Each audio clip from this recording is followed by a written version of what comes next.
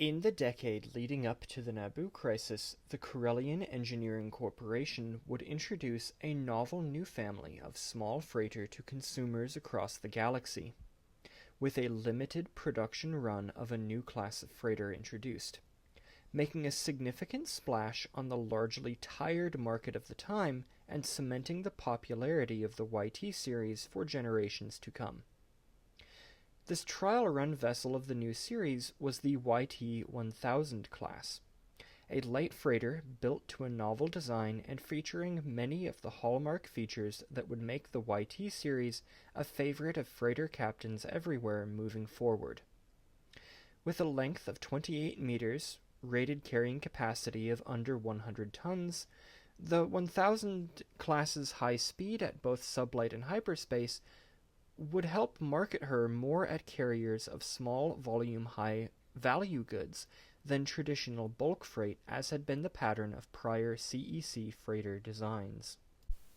Corellian Engineering Corporation had long been the final word in the market of small and medium-sized passenger and freight ships, the company having a near monopoly in this market niche for many thousands of years, thanks to its philosophy of producing simple, reliable, and easily modifiable ships, which were priced very competitively versus other companies' offerings.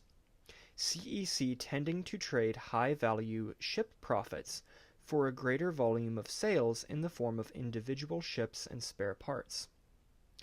This general policy, though it had served the company well for many years, did occasionally grow stale with customers, with there eventually being a glut of cheap and readily available second- and third-hand ships saturating the market for prospective buyers to choose from, generally crowding out the company's new offerings.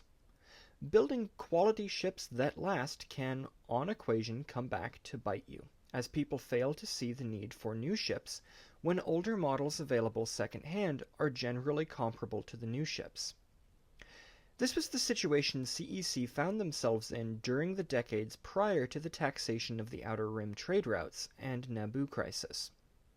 The company's popular YG line of mid-sized freighters had enjoyed over a century of success, with hit after hit coming from the line, with the company's Barlaws class of medium freighter widely adopted and produced in very large numbers. After the success of the Barlaws, however, the series began a gradual decline in sales and popularity, with many spacers electing to retain their Barlaws and YG-class ships for prolonged periods, or else purchase an old second-hand vessel rather than fork out the extra cash for a new member of the series directly from CEC.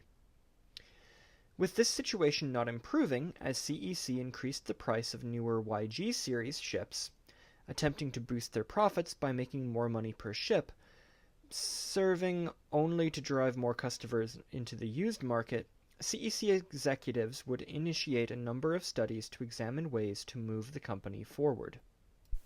Predictably, CEC would fall back on standard company policy, as they had in the past, and a new line of ships would be prepared to supplement the existing ship lines and undercut the used market, the new design being intended as a cheaper alternative to current models marketed towards budget-conscious buyers who still wanted a capable ship.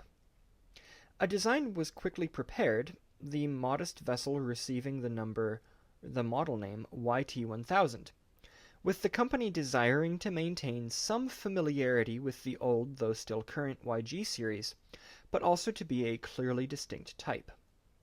The design prepared would thus take heavy inspiration from a long-discontinued CEC design, the XS stock light freighter, a ship which, while a considerable success for the company, had been largely forgotten by many in the millennia since its introduction, though obviously someone in the design team had a deep love and knowledge of the company's history and prior models.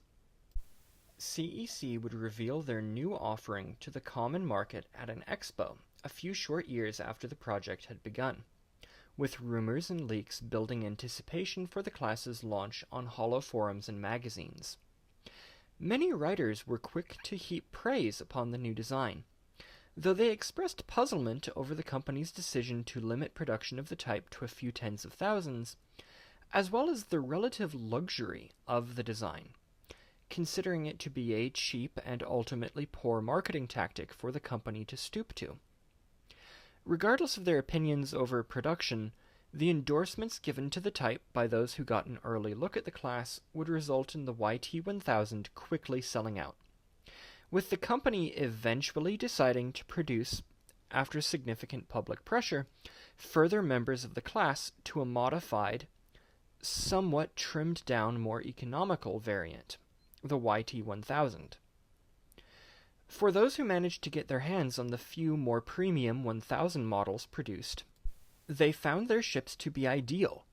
One of the longest complaints raised against the older YG series had been that its cargo bays were considered by many to be too large for the types and sizes of cargo often carried.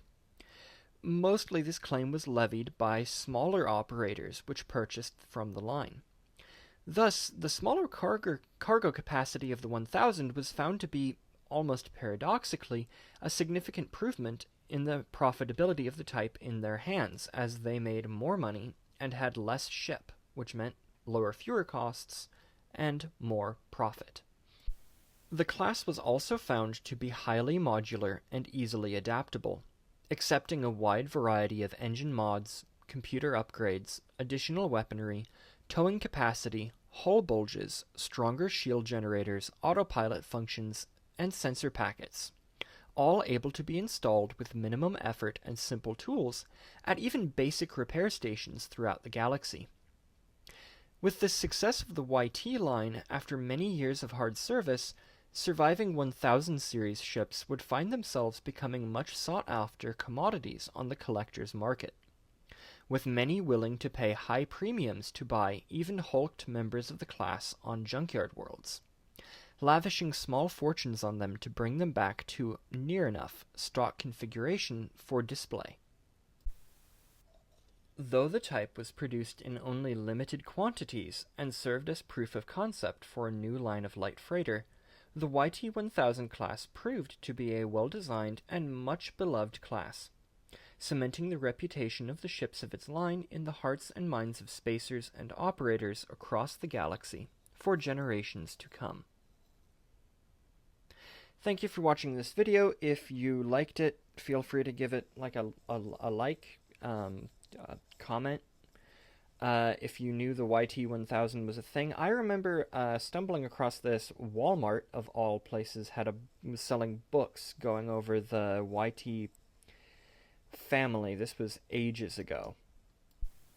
Anyway, needless to say, I carried that book with me until my parents made me get rid of it at checkout. This was, I don't know how old I was. I was old enough to not have enough money to buy a random book at Walmart. But I did read the whole thing and have a relatively good memory, so this stuck out in my mind until the local library had it like years later, and then I read it all again, and so it mentioned the YT-1000 series. So let me know if you were aware of the ship's existence, because I doubt many people are. It's a fairly obscure one. There are some cool like fan art and things like that out there of it. But yeah, let me know. Drop a comment about it if you know that. Also, I'm trying not to fall into the trap of just doing a bunch of Star Trek stuff, so I'm going to be trying to do some more Star Wars-y stuff. I want to do some Mass Effect videos, probably going over like the Asari and Taurian ships, maybe. I want to do some more like Battlestar Galactica and Babylon 5 as well, so I'm going to be trying to do some more things interspersed with the normal Star Trek content, which there should be another video of that.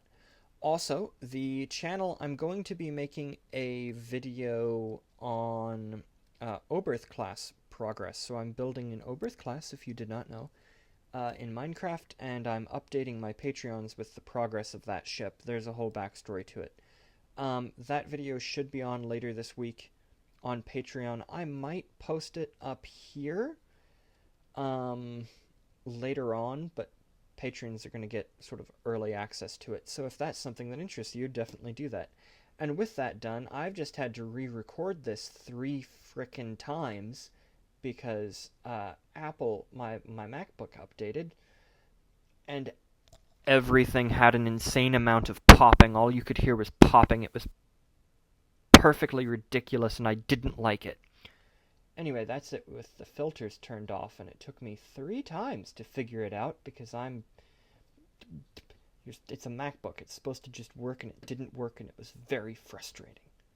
And I looked at my Steam Deck the entire time and thought I could be playing Borderlands instead of this. But I did it, and I'm very angry that I did. So, make a note of that, I don't know.